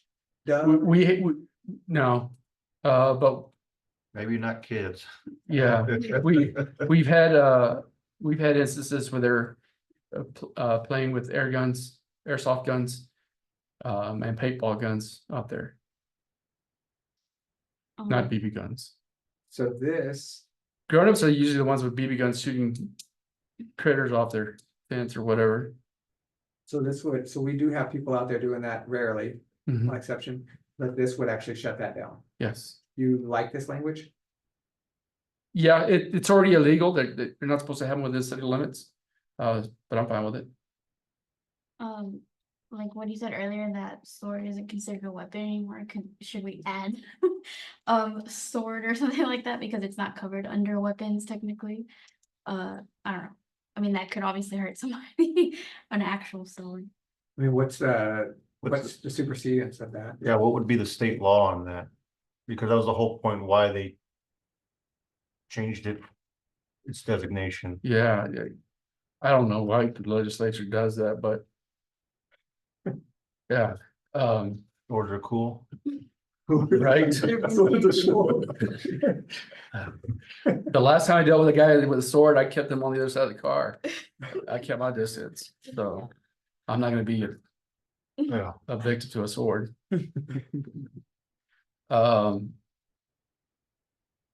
I guess. I think I think you can still refer it. It would be considered a weapon if it's used as a weapon, Yeah, because if I start beating somebody with my boot, that's considered a weapon. yeah. A bat or something? Yeah, a bat, that can be considered a weapon. So I think the way that the way it already is, I think it's fine.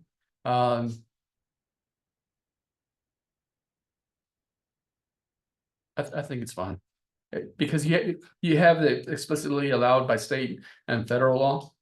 I think you just leave it the way it is. And C, a person may not display a firearm or other weapon in a park in a manner that the person should reasonably know will alarm or threaten another person, except where explicitly allowed by state and federal law. That's deadly conduct. That's, So even if you can carry, you can't point it at yeah, somebody. you can't do that, yeah. And so there's, So again, it says except where explicitly allowed by state federal law. Because if they're defending somebody, then that's allowed. and this provides you all the teeth that you need if something Yes. ever crazy happened in a park. that You Yes, can say yes or no to. yes. Any additions on C? Yeah. Okay. Section 7411, abandoned or unattended property. A person may not abandon a vehicle or other personal property in a park. The city may remove, impound, and dispose of abandoned property under applicable law. A person may not leave a vehicle or other property unattended at any park in such a manner as to create a hazardous or unsafe condition. the city may impound the unattended property or move the unattended property to a safe place at expense of owner. That's good. Perfect. That's good. And at expense of owner, that's legal for us to charge them to move it. Yeah. And that's if somebody just went there, left their car and. Yeah, normally what we do is we'll stick a tag on it, give them 48 hours. And then if it's not moved, then we tow it. Anything else, man? Weird exceptions? Okay. Parking. A, unless parking is otherwise prohibited, a person may park a motor vehicle in a park only in a designated area. A person may not park, store, or leave a vehicle or trailer in an area posted restricted or with no parking signs. Unless specifically authorized by the city manager, overnight parking in city parks is strictly prohibited. The city may impound a parked vehicle or trailer that creates a hazardous or unsafe condition. It's good. No changes? No changes on y'all's end? Does this deal with RVs? Yes. Okay, so that's all in here? Yeah. Are there any no parking areas in parks? Coconut or anything? I think so. Any additions on y'all's end? Other than the handicap. No parking? Is that what we had talked about last time? Something about no parking or? 'Cause I think that one was another one where we kind of, I think we started talking about parking. I know we've talked about it from short-term rentals, but I don't know about parks, I think what we were That's referring, always overnight. yeah, RVs, camping. Yeah, Okay. I think that's what. It is, We get a lot of that. Campers. Come through. Section 7413, commercial activities.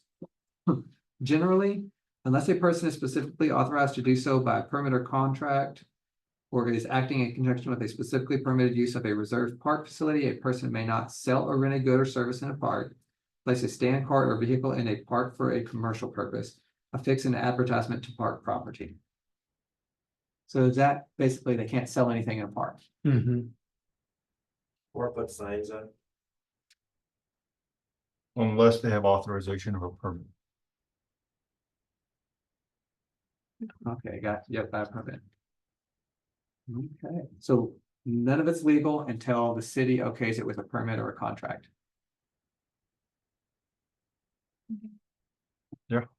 All good? yeah, That that makes seems good. sense. Perfect. B, providing commercial classes and instruction. A person may not conduct classes or instructional activities for compensation in a park unless the person obtains a contract from the city. Person may not provide a free class or instruction as an inducement or advertisement for a paid class or instruction unless the person has a contract from the city to conduct classes for compensation. Has that ever happened, Gio? Yes, Bailey Ferguson taught yoga. I remember that. Or a few times. And so we didn't have a, We didn't have any rules, she just rented it and, we allowed it. I mean, that's the only issue I see with that section. Stuff like that, like a yoga class, but Yeah, cause then something can happen, accidents happen, people can get hurt. Yeah. like a liability or something. Yes. Cause I was thinking, Having Yeah, a contract would be beneficial. 'cause then it's like, well, if someone gets hurt, you sign this contract, then. like a waiver. Mhm. Saying we're not. Okay, so no change in language here because all we're doing is saying. You have to do a contract. There is no thing about a permit, it just says contract. Unless the person has a contract, so both of them are contracts. Y'all are happy? Okay with that. Basically, if you're Is saying that you're- good with contract?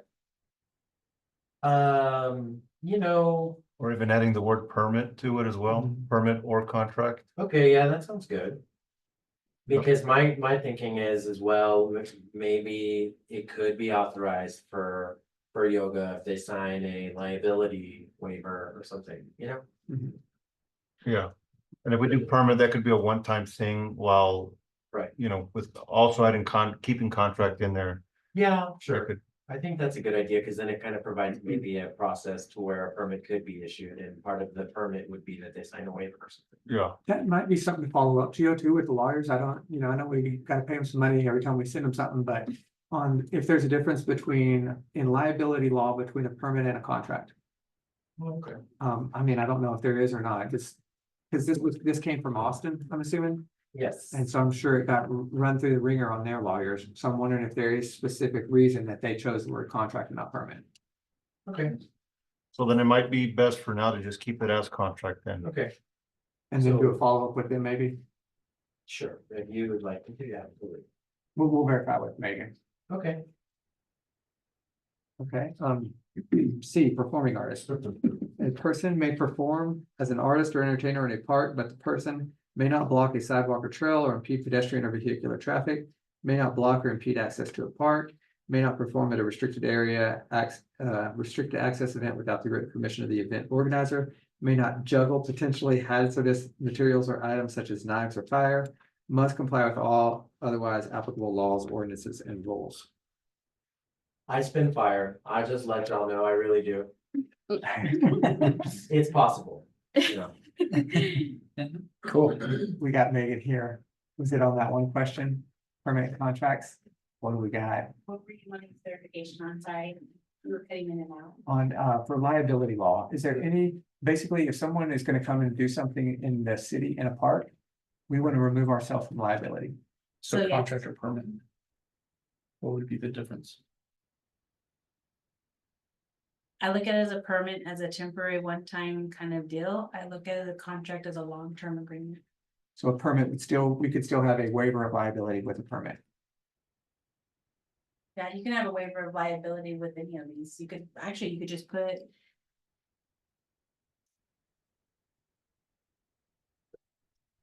You could just put unless the person has a waiver of liability from the city. That's So it. the whole, you know, concern there was that we did have Bailey Ferguson teaching yoga out there, so we didn't want to prohibit, you know, where it might You be. just have to allowed. say that instead of putting contract instructions. Pay class or instructions unless the person has a waiver of liability from the city to conduct classes for compensation. So you can specifically say waiver of liability. I think she's the city manager. Especially against the, and in a. You know, in that process, I guess we get to choose what we want. Like a permit, you can decide what. If we need something beyond the waiver of liability or whatever else. In that process, I mean, we're not saying these are everything you need, we just are requiring you to go through a process. And communicate with the city before you go out there. Yes. So can we just change it to permit and then part of, then we just define permit later, like a permit could be a, you know, at your discretion or something. You can, I mean. Ideally, so when I think of permit, I think of. I mean, go back to like building services, One time, yeah, it's a one-time deal, you rent the park, you don't necessarily get a permit, but. I honestly would probably write it as waiver of liability. And then within the waiver, we can have specific, you know, the dates that they're gonna be doing it, that they're not gonna hold the city at. because they may come in and do something and say like, I'm looking to go do yoga out there. And next thing you know, they're doing something besides yoga. If there's gonna be, if it all falls within an umbrella of something. I mean, I'm thinking like, what if I'm gonna go teach tennis out there and I'm gonna go use the park facilities for it? And all of a sudden I'm doing, you know, something that's not tennis, showing somebody how to play basketball or something, but I don't know. I would put permit and waiver of liability. Okay, yeah, I think sounds great. So unless the person obtains a permit and And Waiver for a of- waiver of liability. from the city. And then all these changes will come back and so y'all can look at them again, so nothing's getting codified or anything yet, so. More reading. No, it's good to It is go good. for it, 'cause then stuff you missed. And it is, because it's law. You guys are making law right now. On performing artists, was there anything that y'all felt needed changed on that? Or No, I think that was pretty good. Chief, anything on C, performing artists? It's all good. Section 7414 animals. Last page, the person bringing a pet or other animal into a park shall keep the animal under confinement or direct control. Leads or leashes used to control animals may not be more than 6 feet long. A person who brings a dog into a park may allow the dog to be without a leash in a designated off-leash area, provided that the dog must at all times remain under the person's immediate personal supervision and command. The person who brings a dog into a designated off-leash area must carry a leash in order to restrain the dog should the need arise. Anything added or changed on that? Looks good. Do we currently require a leash law? Yes, Do we do? Is it 6 feet? 6 feet. Does that come from the Animal Advisory Board? Yes. The person shall remove waste left by an animal under the person's care and control and shall dispose of the waste only in an appropriate way for receptacle. Yes. The person who brings an animal into the park may not permit the animal to remain unattended or create a disturbance or a hazard. So if their animal becomes a disturbance, get it out of there? Is that what that's saying? Yes, basically, yes. Okay. Any changes? I'll just finish off D, E, F then. A person may not bring livestock into a park or permit livestock to range at a park, except with the written approval of the city manager or city manager designee. A person may not ride, drive, lead, or keep a horse at a park except as authorized under a contract or permit. A person may not ride a horse in a park in a dangerous manner. A person may not hitch a horse to a tree, shrub, or structure in a manner that causes damage, or that the person should reasonably know will cause damage. Any thoughts on that? That was gonna be rough. What's the difference between, what's the difference between livestock and horse? Is livestock only cattle? Livestock can be goats and sheep as well. Pigs are okay? You can. I Where don't they know been? how it works. That might be something where we put in the definitions. I mean, not this kind, but any of these weird things that, Seen her. I can search that definition real quick. So true. What is? ChatGPT. I use it for everything. Yeah. and so written approval, that would be. Livestock, it does mean horses. Livestock means cattle, horses, mules, asses, sheep, goats, llamas, alpacas, exotic livestock, including elk and elk hybrids, hogs, unless otherwise defined. Oh. So I bring my pig to the party.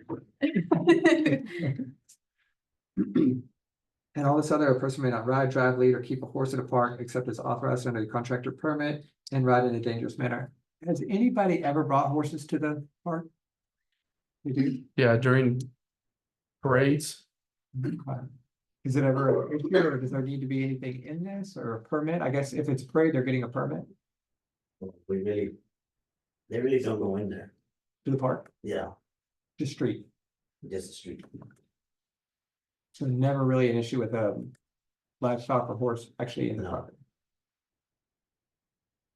Anything y'all want to add? No, And then too, y'all can think about this too. If y'all go home and sleep on it. Bad headache. Yeah, so Something. All right. Creation remains. Yeah, I already noted that. change. I like that. I was like, I mean, it kind You can make them there. The person may not disperse or dispose of cremation remains in a park. Probably never been an issue. Or, Not that we. no, not that no one's ever reported to me. We probably wouldn't know, like, of keep it hush hush. yes. My dog loved the park. And any change on that? Are y'all happy? Yeah. Fire, firewood, and fireworks. A person may not light, build, or maintain a fire in a park except in a device provided, maintained and designated for that purpose, or is authorized by the city. A Yeah. portable camp stove or portable barbecue grill of metal construction may be used in a designated picnic area. During a period of extreme fire hazard, the city manager or city manager designee may prohibit or restrict fires in designated areas. The person may not cut, gather, or collect firewood or gather or collect wood or other combustible material at a park for use as firewood or fuel. And E, a person may not possess or use any kind of fireworks in a city park unless explicitly authorized by the city. Do we need that bit? Cause it was just in the other one too, where, For the fireworks, yeah, the Yeah. noise and. I don't know. That was for the noise, right? peace and quiet, 74-9. The person may not use offensive language, and then it says fireworks are allowed only with explicit authorization from the city. Under peace and quiet. This one does bring up the possession, True. and I feel like the other one was talking more of like the use of. That may not possess or use. Makes sense. In city park unless it explicitly. Except in a device provided, maintained, and designated for that purpose. For Like fire- the barbecue pits that are out there. Are those the only places where we actually have fire, somewhere where a fire would occur in a park? Designated. Right. Yes, Yeah, but you can, barbecue. yeah, you can take your own barbecue grill out there though. Even according to B, yeah, according to B. And it doesn't matter if it's gas or. But that can be changed, that's just what, you know. That's the way that it's written right now, yes, you could take yours. Does that ever happen, David? Do people go out and barbecue a lot at the parks? Yes, sir. Okay, but they don't drink beer. Of course not. Allegedly. Was it ever an issue? Never happens. Never happened. Pick up after themselves pretty good. Okay. Cool. I'm okay with that. All right. Are okay with all of it? Yeah, that looks good. Okay. 74-17, camping and overnight use. Camping and overnight use of city parks and parking areas is strictly prohibited in accordance with Texas Penal Code Section 48.05. I like it. Yes, and to Mesquita's point, it probably could, you know, be allowed, but, you know, under certain circumstances. I think it's better to keep it on there where it's not allowed or prohibited. Because you might have those continuous where they're gonna make that their home, basically. And if we allow them one night, they're gonna wanna stay. Megan, did you want to add? I was just gonna say, we need to leave it. What's that? Oh. Anything you guys think on that one? Adam, are good? It works. Okay. Just a thing, camping and overnight use of city parks. No one would ever camp and not overnight use. They just go out there and I guess camping is Take a nap? yeah, that's what I'm thinking, like, Yeah, go post up for a while and pitch a tent and do everything else, but then they say, no, I'm gonna leave at the end of the day. That would Yeah. be- Okay, nothing to worry about in camping. yeah, just leave that. 74-18 enforcement. Any person, firm, or organization violating any of the provisions of this ordinance shall be deemed guilty of a misdemeanor and upon conviction, therefore shall be fined in a sum not to exceed $500. So that's just a clause, that's just a covering clause there for anything that is the lowest amount. Yeah, and I might even go in there and add, about the 2,000 and 4,000 for the health and safety. Cause I didn't add that in the caption either, which would be required. Okay, So I can make that amendment and maybe make an amendment there. Just alluding to the fact that health and safety violations could, you know, have a fine that goes up to 2,000 or 4,000. That works. any additions outside of that? No, just changing that amount. Adding that. For the littering and all that, because I see the other one that goes up to like 10,000 for the federal. Yes, Yeah. there you go, yeah. 10,000, oh. Because Good. it's paid, With that, once that will get amended by Theo, forwarded up to council for a first reading, no? No, are you making the recommendation as an action item tonight, or are you still under discussion? It's not under action item, I don't think. It is. It is. I have it added and just in case y'all wanted to. Make a recommendation. Yeah, so you would need to either approve the recommendation with all of the changes, and then you don't get another review of it, it would go to council. Or you can table the item until the next meeting, so you have one last review before recommending to council to move forward with. And then we go through our ordinance process, which means we would send it to council and legal team for 2 weeks to review, and then it would go on the next agenda available for the first review. Probably January. You meet in December. Gotcha. So y'all's choice, do y'all feel like you need one more reading or are y'all happy? Yeah, No, one more reading. At least. Yeah. I would agree. There's no rush in government. No, and it's a lot of serious topics that we don't want someone to say, oh, So you're including the verbiage for all of the fines. yeah. And the fact that if you do violate the ordinance, it could come with not only, a misdemeanor, but the levels of 2,000, 4,000. So you wanna make sure that you fully understand. And that way, if someone does ask you, well, why did you decide this? It corresponds with our other, and we're trying to protect our parks. Mhm. Mhm. Perfect, so we'll, Gio make the changes and then we'll decide, I guess, towards the end of the meeting, if y'all wanna meet in December, and if not, in January. But I mean, I'd say there's no rush on any of this, cause that task list, when we mark one off, just something else is just gonna get put on it. Mhm. That was everything I had in there, so I'll turn it over to Trevor. Okay, then we'll be moving on to B, 8 a vice chair for the Parks and Recreation Board. Does anybody volunteers tribute?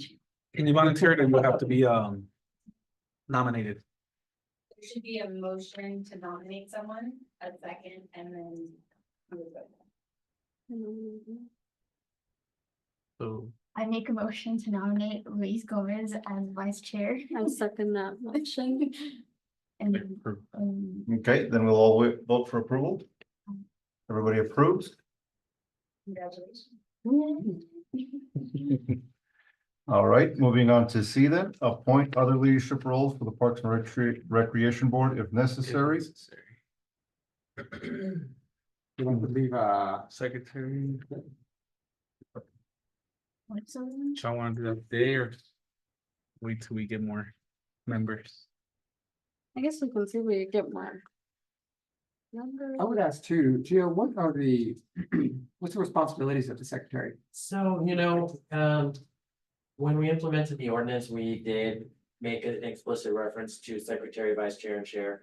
The secretary would technically take the, who made the motion, who seconded, what was the language, and then send that over to me so we can make sure that it gets in the minutes. Just really stuff like that, what time the meeting was, because eventually I would like to, not always have to come or whatnot. So what time the meeting starts, what time it adjourns, it's pretty simple. So who made the motion, who made the second, how the votes went? It's not like when I was on the Parks Board as secretary, listening and then saying, all right, they said this, and then we did this, and then we did that. What I would recommend doing is looking at the minutes from a city council meeting and then following Gio's template exactly, which is pretty much, it's just who made the motion, who made the second, how did the vote go? To really just outline kind of that. There's no real descriptive or substantive stuff in there about each issue. So that whole thing we talked about for an hour, hour and a half right there, that would be what, Gio? 2 lines?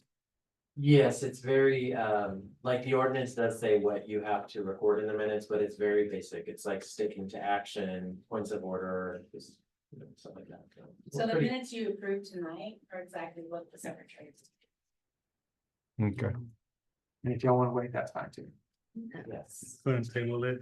Wait, Okay. I think you guys should go ahead and try to appoint some. I'm willing to accept the nomination if you guys. Okay. all right then. I will make that motion to nominate Crystal Baca as the secretary. I'll second. And everybody vote, Everybody in favor? approve. Alright, all right. And then do we have to make a motion to table the ordinance recommendation? It's okay, I already have it on there. I'll have it for the next one. Okay. Well, then moving on to 8, board member comments. Does anybody here on the board have any comments to make about today's meeting? Oh, I guess we should talk about if we want to have a meeting in December. Oh, yeah. I personally probably will not be doing anything that day, but I don't know. Is it December 11th? Yes. Yeah, it was December. Yeah, we didn't have one last month, so I don't think there's anything wrong with having one in December. Yeah, I'd like to have one in December. Me too. I think we're all in Yeah, motion for that. I'll Yeah, be available if y'all need me. I don't see anything on my schedule. Okay. That'd be great too, because then we'll just outline all the ordinance stuff, knock that out, and that's been a big deal. That's been over a year. So Yeah. fantastic job. I think, will be attending officially by Zoom. I will not be. Okay, I think you have a prospective member. Yes. Exactly. You like long meetings, Mr. They're usually not this. I think it's, I think it's something that she's interested. I think she'd be good at it. If you are, then just reach out to the council person. I think it's 1 in 4 with the seats open. Your neighbor. Your neighbor, Lucy. What about her? That's who you need to contact. About being on the Parks Board. I would say it is important too, because we've probably lost one. Because we've had a lady that hasn't attended 3 in a row, so. It's important that we fill those seats that we make for them. Okay. Praise on. Oh, I can consider that in January.